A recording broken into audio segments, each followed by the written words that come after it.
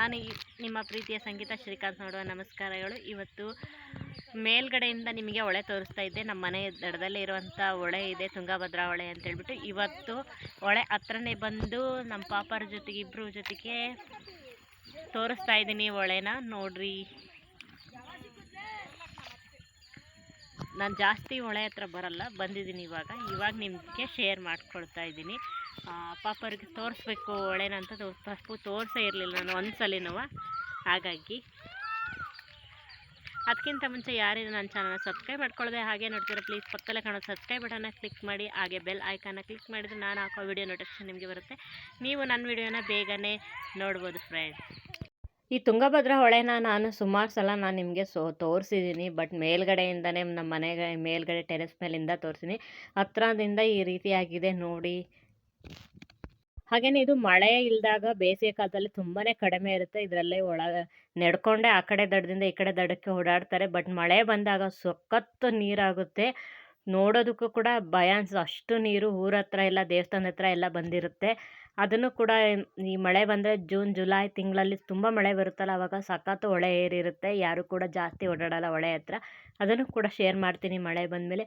ಹಾಗೆಯೇ ಮಕ್ಕಳನ್ನೆಲ್ಲ ಆಟ ಆಡೋಕ್ಕೆ ಕೂಡ ಬಿಟ್ಟಿದ್ನಲ್ಲ, ಯಾವ ರೀತಿಯಾಗಿ ಆಟ ಆಡೋಕ್ಕೆ ಬಿಟ್ಟಿದ್ದೆ. ತುಂಬ ಖುಷಿಯಿಂದ ಎಂಜಾಯ್ ಮಾಡಿದರು. ಇವನು ನಮ್ಮ ಯಜಮಾನ್ರು ಇದ್ದಾರಲ್ಲ, ನಮ್ಮ ಅಪ್ಪಿ ಅವರ ತಂಗಿ ಮಗ, ಬೆಂಗಳೂರಲ್ಲಿ ಇರೋದು. ಇವನಿಗೂ ಕೂಡ ನೀರು ಕಂಡ್ರೆ ತುಂಬ ಇಷ್ಟ ಅಂತೇಳ್ಬಿಟ್ಟು ಆಟ ಆಡೋಣ ಅಂತೇಳಿ ಕರ್ಕೊಂಡೋಗಿದ್ದೆ.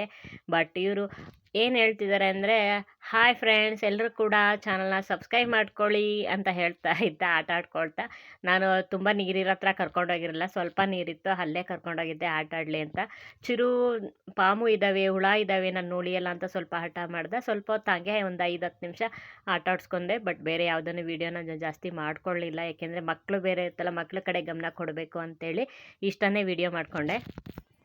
ಫ್ರೆಂಡ್ಸ್, ನಿನ್ನೆ ಹೊಳೆ ಕರ್ಕೊಂಡೋಗಿದ್ದೆ ಪಾಪರ್ನ ಅಂತ ಹೇಳಿದ್ರೆ ಆಟ ಆಡಲಿ ಸ್ವಲ್ಪ ಹೊತ್ತು ನೀರಲ್ಲಿ ಅಂತೇಳ್ಬಿಟ್ಟು ಕರ್ಕೊಂಡು ಹೋದರೆ, ಯಪ್ಪ ತರಲೆ ಮಾಡಿದ್ರು ಅವ್ರು ಹಿಡಿಯೋಕ್ಕೆ ಆಗಲಿಲ್ಲ. ಅಷ್ಟು ನಾನು ನೀರಲ್ಲಿ ಹೋಗ್ತೀನಿ, ಮಧ್ಯೆ ಹೋಗ್ತೀನಿ, ಅಲ್ಲಿ ಬೋಟ್ ಇದೆ, ಅಲ್ಲಿ ಡೈಮಂಡ್ಸ್ ಇದೆ, ಕಪ್ಪೆ ಚಿಪ್ಪಲ್ಲಿ ಅಂತೇಳ್ಬಿಟ್ಟು ತಲೆ ತಿಂದ ಹಾಕ್ಬಿಟ್ರು. ನನಗಂತೂ ಯಾಕಾದ್ರೂ ಕರ್ಕೊಂಡೋಗಿದ್ನಪ್ಪ ಅನ್ನಿಸ್ಬಿಡ್ತು. ನಮ್ಮ ಚಿರುಗೆ ನಾವು ಹೊಳೆ ದಾರಿನೇ ತೋರಿಸಿರ್ಲಿಲ್ಲ.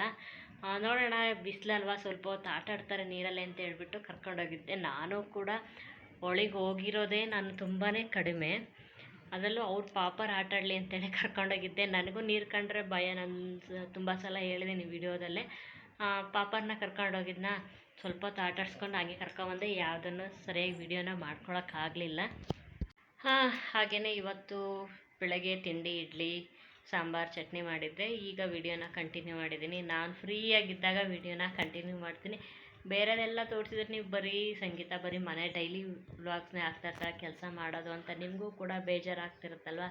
ಹಾಗಾಗಿ ಒಂದಿಷ್ಟು ವಿಡಿಯೋದಲ್ಲೇ ಸ್ವಲ್ಪ ಬದಲಾವಣೆಯನ್ನು ಮಾಡಿಕೊಂಡು ನಿಮಗೂ ಕೂಡ ಇಂಟ್ರೆಸ್ಟ್ ಬರಬೇಕು. ಹಾಗಾಗಿ ಆ ಥರ ವಿಡಿಯೋನ ಮಾಡೋಣ ಅಂತೇಳ್ಬಿಟ್ಟು ವಿಡಿಯೋನ ಪ್ರಾರಂಭ ಮಾಡ್ತಾಯಿದ್ದೀನಿ. ನಿಮ್ಗೆ ಎಷ್ಟರ ಮಟ್ಟಿಗೆ ಇಷ್ಟ ಆಗ್ತಾ ಇರುತ್ತೆ ನನ್ನ ವಿಡಿಯೋನ ಗೊತ್ತಿಲ್ಲ. ಇವತ್ತು ಎಲ್ಲರೂ ಕೂಡ ಸಾಮಾನ್ಯವಾಗಿ ಮಾಡೋವಂಥ ಕೆಲಸನೇ, ಬಟ್ ನನಗೆ ಇದು ಸ್ಪೆಷಲ್ ಕೆಲಸ ಅಂತಲೇ ಹೇಳ್ಬೋದು. ಯಾಕೆಂದರೆ ಅತ್ತೆ ಮಾಡ್ತಾಯಿದ್ರು, ಇವತ್ತು ನಾನು ಮಾಡೋಣ ಅಂತೇಳ್ಬಿಟ್ಟು ಅತ್ತೆ ಶಿವಮೊಗ್ಗಕ್ಕೆ ಹೋಗಿದ್ದರು. ಹಾಗಾಗಿ ತುಂಬಾ ಅಕ್ಕಿ ಖಾಲಿಯಾಗಿತ್ತು. ಸ್ವಲ್ಪ ಮಾಡ್ಕೊಳ್ಳೋಣ ಅಂತೇಳ್ಬಿಟ್ಟು ನಾನೇ ಕೂಡ ಮಾಡ್ಕೊಳ್ಳೋಣ ಅಂತ ಸ್ವಲ್ಪ ಅಕ್ಕಿನ ತೊಗೊಂಬಂದು ಇಟ್ಕೊಂಡಿದ್ದೆ.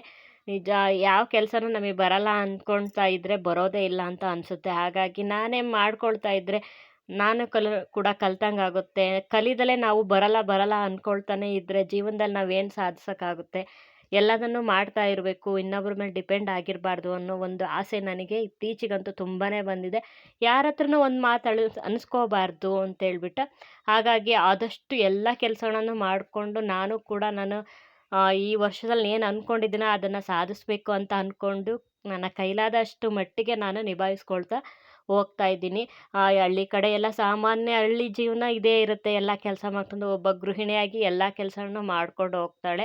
ಕಲಿಯೋವರೆಗೂ ಅಷ್ಟೇ. ನಾವು ಕಲ್ತ ಮೇಲೆ ಇದೇನು ಅಂತ ಮಹಾವಿದ್ಯೆನಾ ಕೋತಿ ವಿದ್ಯೆನಾ ಅನ್ನಿಸ್ಬಿಡುತ್ತೆ.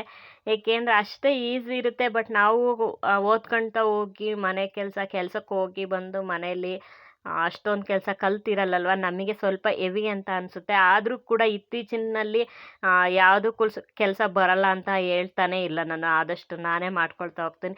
ಯಾಕೆ ಇದನ್ನೆಲ್ಲ ಹೇಳ್ತಾ ಇದ್ದಾಳೆ ಅಂದರೆ, ಒಬ್ಬ ಹೆಣ್ಣು ಮಗಳು ಎಲ್ಲ ಕೆಲಸಗಳನ್ನು ಯಾವ ರೀತಿಯಾಗಿ ಮನೇಲಿ ನಿಭಾಯಿಸ್ಕೊಂಡು ಹೋಗ್ತಾಳೆ, ಬರೀ ವಿಡಿಯೋದಲ್ಲೇ ಸಂಗೀತ, ಬರೀ ವಿಡಿಯೋನೇ ಮಾಡ್ತಾಳೆ, ಯಾವ ಕೆಲಸನೂ ಬರಲ್ಲ ಅಂತ ತುಂಬ ಜನ ಹೇಳ್ತಿದ್ರಲ್ಲ. ಹಾಗಾಗಿ ಒಂದಿಷ್ಟು ವಿಷಯನ ನಾನು ನಿಮ್ಮ ಜೊತೆಗೂ ಶೇರ್ ಮಾಡೋಣ.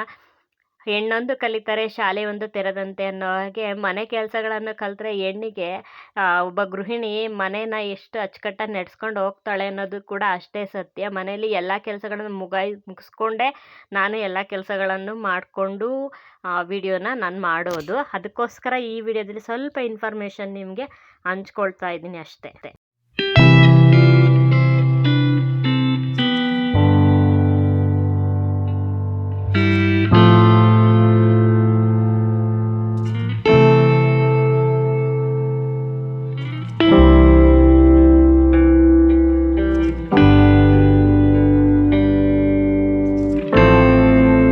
ಹಾಗೆ ಇವತ್ತು ಮನೇಲಿ ಕೂಡ ಯಾರು ಇರಲಿಲ್ಲ. ಇವತ್ತು ನಾನೇ ಹಸುಗಳ್ನ ನೋಡ್ಕೊಳ್ತಾ, ಹುಲ್ಲು ಹಾಕ್ಕೊಳ್ತಾ ಮತ್ತು ಅದನ್ನು ಎಲ್ಲ ಕ್ಲೀನ್ ಮಾಡ್ಕೊಳ್ತಾ ಇದ್ದೆ. ಹಾಗೆಯೇ ಅದನ್ನು ಒಂದಿಷ್ಟು ವಿಡಿಯೋನ ನಾನು ನಿಮ್ಮ ಜೊತೆ ಹಂಚ್ಕೊಳ್ತಾ ಇದ್ದೀನಿ. ತುಂಬ ಜನ ನನಗಂತೂ ಯಾಕೆ ಇದನ್ನೆಲ್ಲ ಹೇಳ್ತಿದ್ದಾಳೆ, ತುಂಬ ಜನ ನನಗೆ ಹಾಡ್ಕೊಂಡಿದ್ದು ಇದೆ, ಏನು ಕೆಲಸ ಮಾಡೋಲ್ಲ, ಊಟ ಮಾಡಿ ಅಡುಗೆ ಮಾಡಿದ್ದ ಹಾಗೇ ಕುತ್ಕೊಳ್ತಾಳೆ ಅನ್ನೋ ಒಂದು ಬೇರೆ ಜನ ನನಗೆ ಸಾಕಷ್ಟು ಅಂದಿದ್ದಾರೆ. ಅದಕ್ಕೋಸ್ಕರನೇ ವಿಡಿಯೋದಲ್ಲೇ ಅವರಿಗೆಲ್ಲ ಉತ್ತರ ಕೊಡಬೇಕು ಅಂತೇಳ್ಬಿಟ್ಟು ಕೊಡ್ತಾ ಇದ್ದೀನಿ. ಇತ್ತೀಚಿನ ವಿಡಿಯೋ ಮಾಡೋಕ್ಕಿಂತ ಮುಂಚೆನೂ ಕೂಡ ಹಾಗೇ ಹೇಳ್ತಾಯಿದ್ರು. ಈ ವಿಡಿಯೋ ಮಾಡ್ತಾ ಇದ್ದೀನಲ್ವ, ಸ್ಟಾರ್ಟ್ ಮಾಡ್ದಾಳಿಂದನೂ ಕೂಡ ಇನ್ನೊಂದು ರೀತಿ ಅಂತಿದ್ರು. ಹಾಗಾಗಿ ಅವರಿಗೋಸ್ಕರನೇ ಒಂದಿಷ್ಟು ವಿಡಿಯೋನ ನಾನು ಹಂಚ್ಕೊಳ್ತಾ ಇದ್ದೀನಿ. ಹಾಗಾಗಿ ಯಾರು ಇದ್ದರೆ ಮಾತ್ರ ಅವರೇ ಮಾಡ್ಕೊಳ್ತಾರೆ. ಬಟ್ ಯಾರು ಇಲ್ಲದಾಗ ನಾವು ಕೂಡ ಎಲ್ಲ ಕೆಲಸನೂ ಮುಗಿಸ್ತೀವಿ. ಎಲ್ಲ ಕೆಲಸನೂ ದನಿ ಮನೆ ಕೆಲಸ, ಮನೆ ಕೆಲಸ ಎಲ್ಲದನ್ನು ಕೂಡ ಮಾಡ್ಕೊಳ್ತೀನಿ.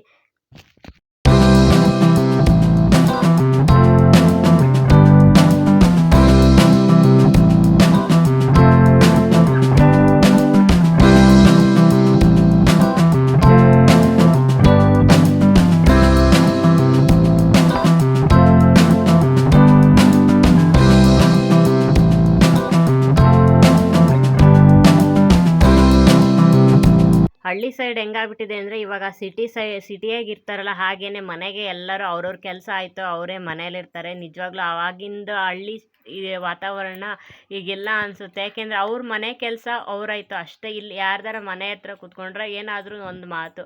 ಹಾಗಾಗಿ ಇಲ್ಲಿ ಏನು ಮಾಡ್ತಾರೆ ಅಂತ ಹೇಳಿದ್ರೆ, ಅವ್ರ ಮನೆಯ ಕೆಲಸ ಆಯಿತು ಅವರಾಯಿತು ಅಷ್ಟೇ. ಹಾಗಾಗಿ ನಾನಾಯಿತು ನನ್ನ ಕೆಲಸ ಆಯಿತು, ಇಲ್ಲ ಬೇಜಾರಾಯಿತಾ ನಾನು ಮೊಬೈಲ್ ಇಟ್ಕೊತೀನಿ, ವೀಡಿಯೋಸ್ ನೋಡ್ತಾ ಇರ್ತೀನಿ, ವಿಡಿಯೋ ಮಾಡ್ತಾ ಇರ್ತೀನಿ. ಹಾಗಾಗಿ ನಾನು ಟೈಮ್ ಪಾಸ್ ಮಾಡ್ಕೊಳ್ತಾ, ಯಾರ ಹತ್ರನೂ ಒಂದು ಮಾತು ಅನ್ನಿಸ್ಕೊಂಡೇ ಕೆಲಸ ಮಾಡ್ಕೊಳ್ತಾ ಆರಾಮಾಗಿ ಖುಷಿಯಿಂದ ಎಂಜಾಯ್ ಮಾಡ್ಕೊಳ್ತಾ ಇರ್ತೀನಿ.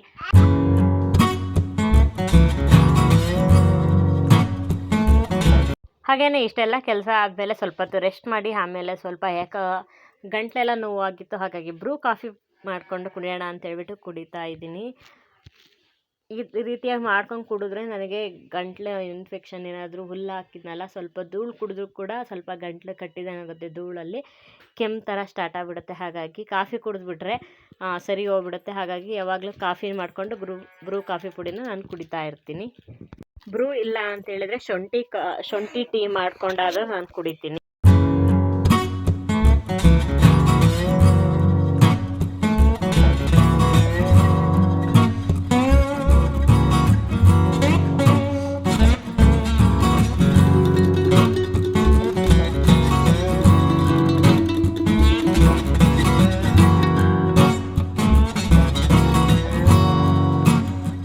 ಒಂದಿಷ್ಟು ವಿಚಾರ ನಿಮ್ಮ ಜೊತೆ ಹಂಚ್ಕೋಬೇಕು ಅನ್ನಿಸ್ತು, ಹಂಚ್ಕೊಂಡೆ. ನಿಮಗೆ ಇಷ್ಟ ಆಗಿದೆ ಅಂತ ಅಂದ್ಕೊಳ್ತೀನಿ. ಇಷ್ಟ ಆಗಿದ್ದರೆ ಪ್ಲೀಸ್ ಒಂದು ಲೈಕ್ ಮಾಡಿ, ಹಾಗೆ ಒಂದು ಸಬ್ಸ್ಕ್ರೈಬ್ ಮಾಡ್ಕೊಳ್ಳಿ ಹೊಸಬ್ರಾಗಿದ್ದರೆ. ಈ ವಿಡಿಯೋ ನಾನು ಇಲ್ಲಿಗೆ ಎಂಡ್ ಮಾಡ್ತಾಯಿದ್ದೀನಿ. ಹಾಗೆಯೇ ಹೊಸಬ್ರಾಗಿದ್ದರೆ ಪ್ಲೀಸ್ ಸಬ್ಸ್ಕ್ರೈಬ್ ಮಾಡ್ಕೊಳ್ಳಿ. ಹಾಗೆ ವಿಡಿಯೋ ಇಷ್ಟ ಆಗ್ತಾಯಿದ್ರೆ ಒಂದು ಕಮೆಂಟ್ಸ್ ಹಾಕಿ. ಕಮೆಂಟ್ಸ್ ಮೂಲಕ ನೀವು ನನಗೆ ಯಾವ ರೀತಿಯಾಗಿ ವಿಡಿಯೋ ಇದೆ ಅಂತ ಕಮೆಂಟ್ಸ್ ಹಾಕಿದರೆ ನನಗೆ ಮುಂದಿನ ವಿಡಿಯೋ ಮಾಡೋಕ್ಕೆ ತುಂಬಾ ಹೆಲ್ಪ್ ಆಗುತ್ತೆ. ಹಾಗಾಗಿ ಮುಂದಿನ ವಿಡಿಯೋ ನಿಮ್ಮೆಲ್ಲರೂ ಕೂಡ ಒಂದು ಯೂಸ್ಫುಲ್ ಆಗೋ ವಿಡಿಯೋ ಜೊತೆ ಖಂಡಿತವಾಗ್ಲೂ ನಾನು ನಿಮ್ಮ ಜೊತೆ ಶೇರ್ ಮಾಡ್ಕೊಳ್ತೀನಿ.